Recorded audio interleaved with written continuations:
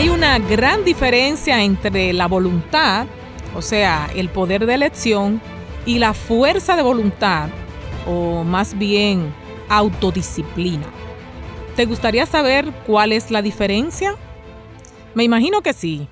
Pues mantente con nosotros. Yo soy Magdalena Taveras y te doy la bienvenida a Vivir por Fe.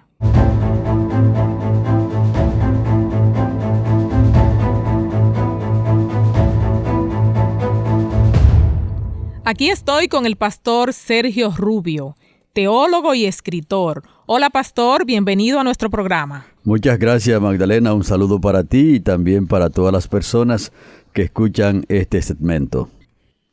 Pastor, la gran mayoría de las personas están enfocadas en esforzarse por hacer lo correcto.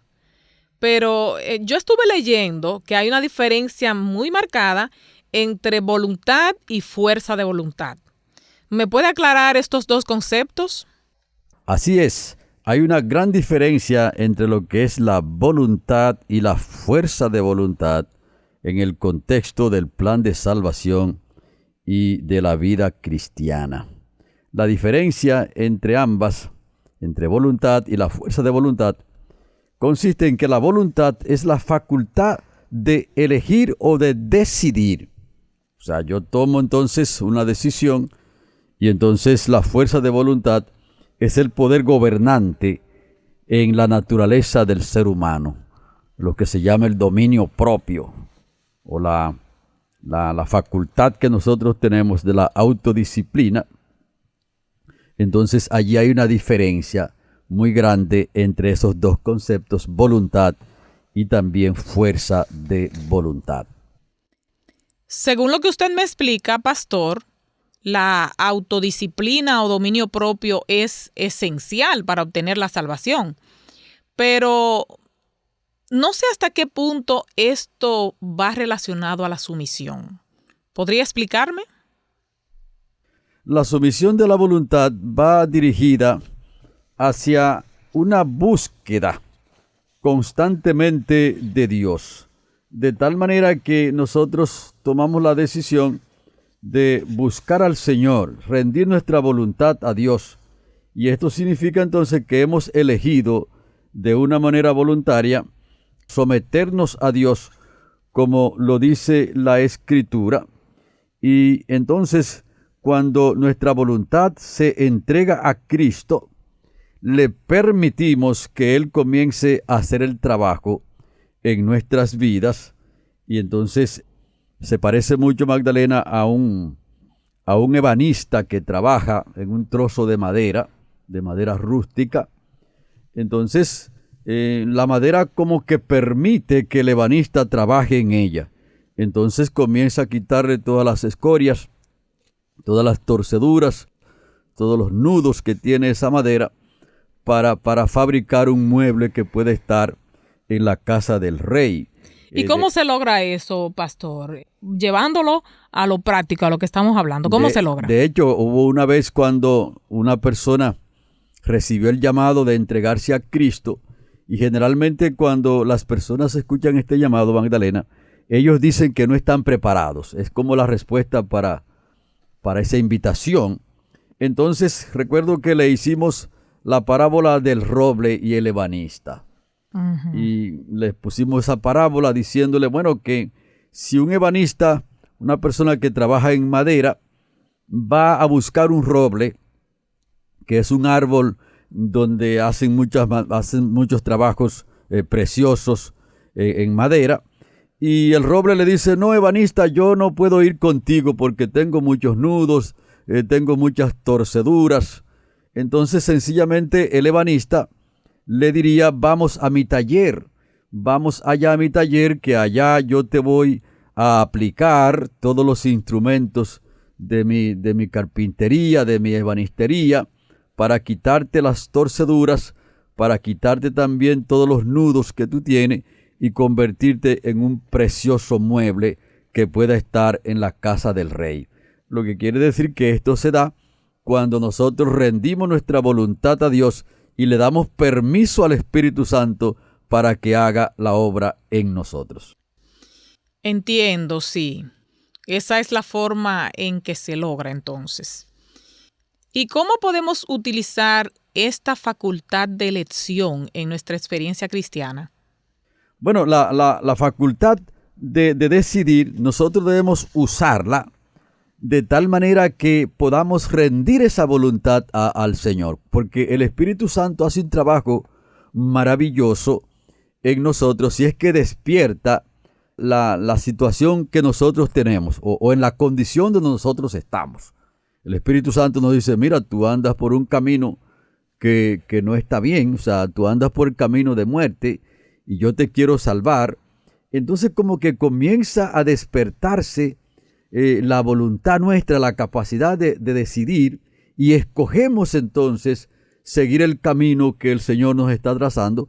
Y por supuesto que también nosotros podemos elegir el camino de resistir y no aceptar el llamado que el Señor nos está haciendo, porque esa facultad sí la tiene el ser humano. O sea, Dios nos hizo con la libre elección, el libre albedrío, de tal manera que una persona, cuando el Espíritu Santo despierta su mente, despierta su voluntad para que se la entregue a Él de manera voluntaria, o también la persona puede resistir ese llamado de Dios. Ok, esa sería la voluntad, no la fuerza de voluntad. Pues mire, pastor, quiero que me aclare cómo podemos usar el libre albedrío, o sea, la voluntad, y nuestra fuerza de voluntad para hacer el bien. ¿Cómo podemos usar ambas cosas para hacer el bien? Correctamente, como ya hemos explicado, cuando nosotros elegimos servirle a Dios, ese es un punto importantísimo, servirle a Dios, de tal manera que ahora el Señor pueda poner en nosotros el querer como el hacer por su buena voluntad, porque es Dios el que obra en nosotros. De hecho, cuando nosotros hacemos algo bueno, no es una obra propia, porque es el Espíritu Santo que obra en nosotros. De tal manera que esas son las obras, por supuesto, que el Señor aprueba, porque son obras realizadas por el Espíritu Santo en nuestras vidas. El Espíritu Santo hace un cambio en nuestra vida, y por eso es que Filipenses, el capítulo 2 y el versículo 13, dice que Dios es el que obra en nosotros el querer como el hacer por su buena voluntad. Entonces, todo lo hace Dios entonces. Correctamente, sí, claro, sí, porque todo lo bueno que hay en nosotros es Dios que lo hace. Es el Espíritu Santo que hace en nosotros. Por eso esas obras son aceptadas delante de Dios. Y de hecho, por eso es que cuando nosotros somos creyentes prácticos y hacemos las cosas que el Señor nos está mandando, no podemos como tomar el triunfo y la gloria para nosotros, porque esa obra es Dios que la hace en nosotros. Todo lo bueno que hay en nosotros es Dios que lo hace, porque recuerde que nosotros venimos del pecado, venimos de la maldad y tenemos un corazón contrario a la voluntad de Dios, y es un milagro lo que el Espíritu Santo hace para que ahora podamos hacer la voluntad de Dios. Ajá.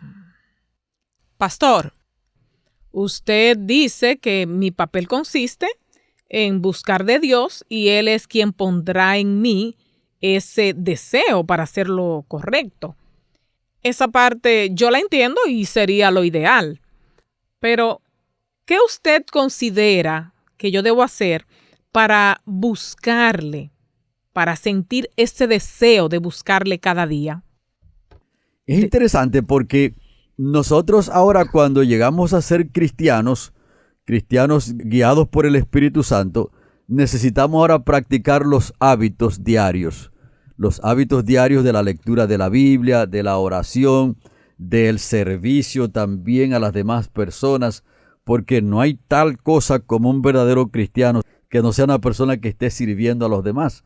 Por eso Jesucristo dijo que Él no vino a la tierra a ser servido, sino a servir. Cuando uno lee el Nuevo Testamento, las acciones de Cristo, uno lo ve constantemente sirviendo a las personas, recorriendo las ciudades, las aldeas, sanando a las personas, predicando y enseñando. Era una tarea constante que Cristo hacía.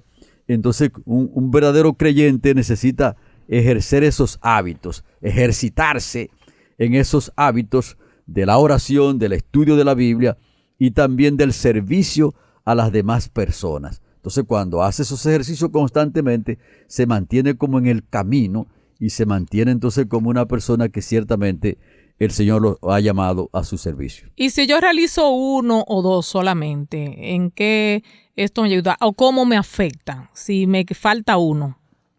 Bueno, cuando un elemento de eso le falta a una persona, uno tumba el otro. Por ejemplo, si una persona no está leyendo la Biblia constantemente, puede perder fácilmente el deseo de orar.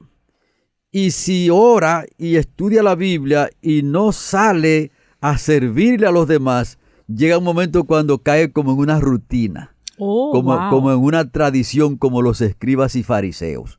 De tal manera como que la vida espiritual como que pierde el objetivo, pierde el sentido, porque se necesita que la persona esté alimentado, pero para alimentar a otras personas.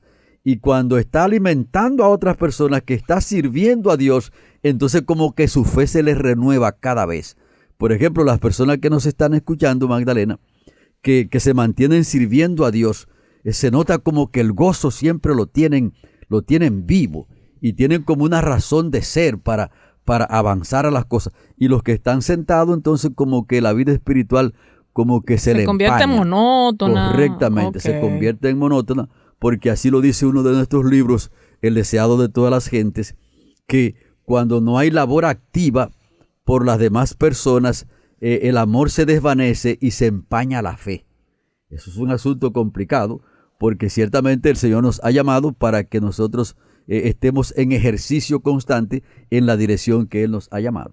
Entonces ya pude entender, son las 3 juntas, tanto orar, estudiar la Biblia y compartir o servir a los demás. Correctamente. No puede faltar ninguna de las 3. No pueden faltar, porque si falta una, entonces como que las otras pierden su vitalidad, pierden como su razón de ser. Bueno, pastor, el tiempo aquí es breve y ya estamos concluyendo. Hagamos un resumen entonces. Sí, decirle entonces a nuestros oyentes de Vivir por Fe que nosotros necesitamos entonces rendir nuestra voluntad a Dios. Y eso quiere decir que esa capacidad de decidir, esa capacidad de escoger, entonces tenemos que ponerla en las manos de Dios. Entonces cuando lo hacemos así, le damos permiso al Espíritu Santo para que ponga en nosotros el dominio propio, porque el dominio propio es un fruto del Espíritu Santo. De tal manera ahora que nosotros podamos comprender bien el sentido de la fuerza de voluntad y entonces que podamos ser vencedores en Cristo Jesús nuestro Señor. Amén. Con Dios delante, pastor, todos nosotros entregaremos nuestra voluntad a Dios a partir de hoy. A ti que nos escuchas, amigo, amiga, te agradecemos el favor de tu sintonía y te invitamos al próximo programa de Vivir por Fe. Te hicieron compañía el pastor Sergio Rubio y quien te habla, Magdalena Taveras. Dios te bendiga.